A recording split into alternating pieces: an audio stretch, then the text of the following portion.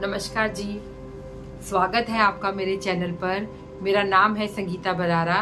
पहले तो सभी को रक्षाबंधन की बहुत बहुत बधाई। इस बार भी लोगों के मन में बहुत कंफ्यूजन था कि रक्षाबंधन 30 को करें या 31 को करें। रक्षाबंधन सभी ने 30 की रात को या फिर 31 की सुबह 1 बजे तक किया।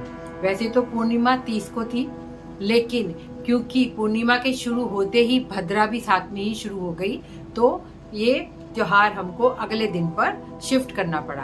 देखिए, भद्रा तो हमेशा से ही होती है और जब भी भद्रा का समय होता है उस समय शुभ कार्य या फिर कहें कि रक्षाबंधन का कार्य नहीं करना चाहिए, ऐसा हमारे शास्त्रों में और पुराणों में लिखा है। अब लोगों के मन में कंफ्यूजन था कि भद्रा क्या होता है, कौन है भद्रा।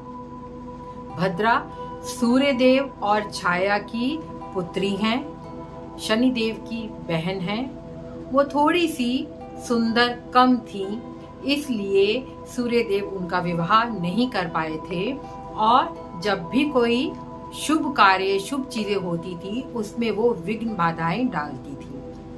उन्हें मनाया गया कि आपका एक काल निश्चित रहेगा, उसमें हम शुभ कार्य नहीं करेंगे, तो फिर आप जो आपका सम्मान करके उस काल में शुभ काम नहीं करेंगे तो आप उनका काम नहीं बिगाड़ेंगी अन्य कालों में। यानी जो दूसरे समय है जिसमें कि भद्रा काल नहीं है, उस समय फिर आप उनका काम या शुभ कामों में आप विघ्न नहीं डालेंगी।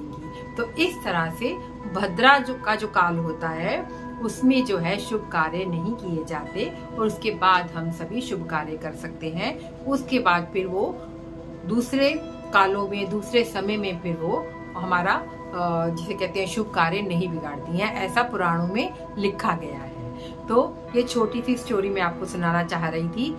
आप सभी को एक बार फिर से रक्षाबंधन की बहुत बहुत बधाई। एक छोटी सी बात मैं आपको कहना चाहती हूँ, बहनें अगर भाइयों का सम्मान करती हैं, भाइयों से प्यार करती हैं, उनका ख्याल रखती हैं और उनकी यूं कहे कि भाई उनकी केयर करती हैं, तो उनका मंगल बहुत मजबूत हो जाता है। और इसके साथ साथ अगर भाई अपनी बहनों का ख्याल रखते हैं, उनकी रक्षा करते हैं, उनका समय समय पर उनके काम आते हैं, तो भाइयों का बुद्ध बहुत स्ट्रांग हो जाता है। तो मंगल और बुध के दो बड़े उपाय हैं कि बहनें अपने भाइयों की रक्षा करें या फिर कहें भाइयों का ख्याल रखें और भाई अपनी बहनों की रक्षा करें और उनका ख्याल रखें।